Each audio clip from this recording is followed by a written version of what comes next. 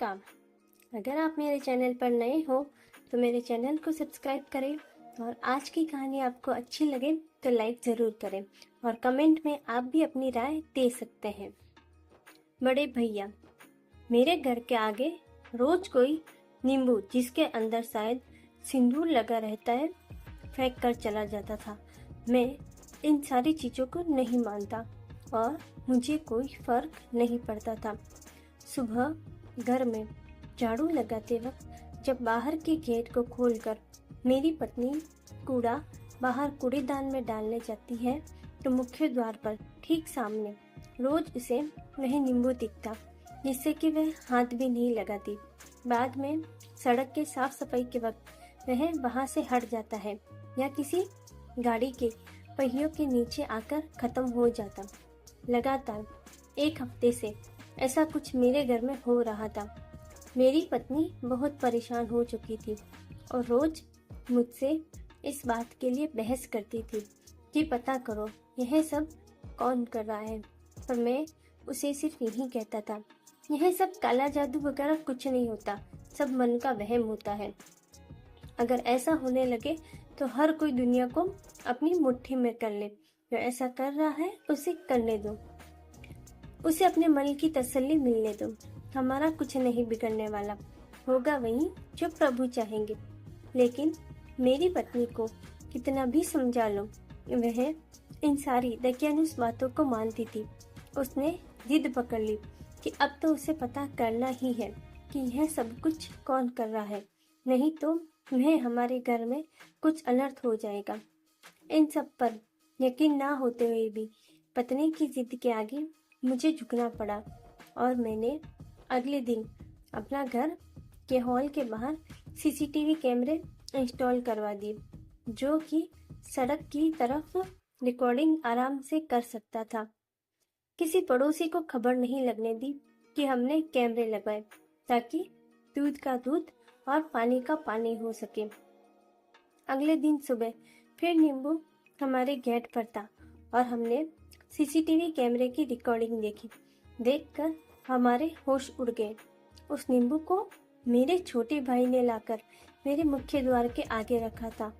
मुझे तो यकीन नहीं हो रहा था कि बगल के घर में रहने वाला मेरा छोटा भाई ऐसा कैसे कर सकता है। मुझे इन सारी चीज़ों पर कोई विश्वास नहीं था, लेकिन फिर भी आज मुझे दुख हो रहा था इस बात का कि आखिर मेरे छोटे भाई ने मेरे साथ ऐसा क्यों किया। मेरी पत्नी भी यह सब कुछ देखकर हैरान थी। हम दोनों भाइयों के बीच कभी कोई विवाद नहीं रहा था किसी भी बात को लेकर। माता पिता के गुजरने के बाद सारी संपत्ति हम दोनों ने बराबर बराबर बांटी थी और आपस में प्यार मोहब्बत से रहते थे। आज दिल टूट सा गया। मुझे कुछ समझ में नहीं आया। मेरी पत्नी को गुस्सा आ रहा था। वह अपने देवर देवरानी से लड़ने के लिए जाना चाह रही थी, लेकिन मैंने उससे बोला, तुम चुप रहो और अपना काम करो, मैं छोटे से बात करके देख लूँगा। पत्नी ने बोला, अब बात करने वाली कोई बात नहीं है, यह बहुत बड़ी बात है। सगा भाई होकर वह ऐसा कैसे कर सकता है। मैंने किसी तरह से अपनी पत्नी को समझा बुझाकर उसे घर के कामों में व्यस्त कर दिया और अपने छोटे भाई के पास गया। भाई ने हमेशा की तरह बहुत प्यार से मुझसे बात की और अपनी पत्नी से मेरे लिए चाय बनाने को कहा। थोड़ी देर में चाय आ गई। मैं भाई से इधर उधर की बात करने के बाद मुख्य मुद्दे पर आ गया और बोला कि मेरे घर के मुख्य द्वार पर रोज कोई सिंदूर लगा हुआ नींबू फेंक कर जा रहा है। मेरा भाई अनजान बनते हुए बोल रहा था, अच्छा ऐसा कौन कर सकता है। उसके बाद मैंने आराम से बोला, यही जानने के लिए कल मैंने अपने घर में सीसीटीवी कैमरे इंस्टॉल करवाए थे। अब तो मेरे भाई के चेहरे का रंग उड़ गया था। उसे समझ में नहीं आ रहा था कि वह क्या बोले। वह मुझसे नजरें नहीं मिला पा रहा था। मैंने अपने भाई से पूछा कि मुझसे ऐसी क्या गलती हो गई थी कि उसने मेरे साथ ऐसा किया। मैंने अपने भाई से साफ साफ बोला, देख भाई, मैं इन सब बातों पर विश्वास तो बिल्कुल भी नहीं करता, लेकिन तुझे यह सब करता देख आज मेरे दिल में बहुत दर्द हुआ है। हजारों टुकड़े हो गए हैं मेरे दिल के। बस इतना बता दे कि मुझसे ऐसी क्या गलती हो गई कि तुमने मेरे साथ ऐसा किया। मेरा भाई और उसकी पत्नी मुझसे नजरें नहीं मिला पा रहे थे।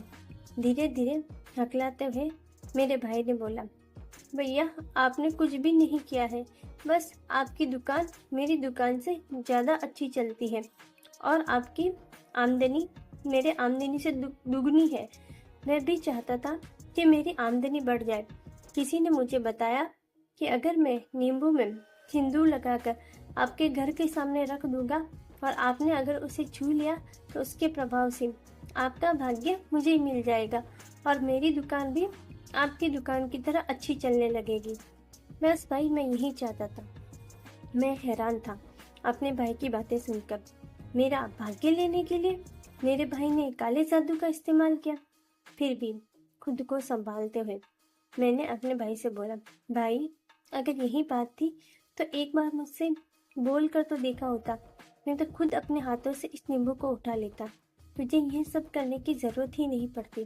कहकर मैंने अपनी जेब में हाथ डाला और भाई ने आज सुबह जो नींबू मेरे गेट पर फेंका था वह अपनी जेब से निकालकर भाई के सामने अपना हाथ खोल दिया।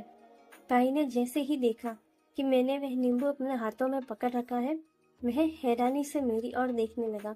मैंने बोला, जब मुझे पता चला कि सब कुछ तूने किया है, मुझे लगा जरूर तुझे कुछ जरूरत होगी जिसकी वजह से तू यह सब कर रहा है, तो मुझे तो तेरे लिए इसे छूना ही होगा।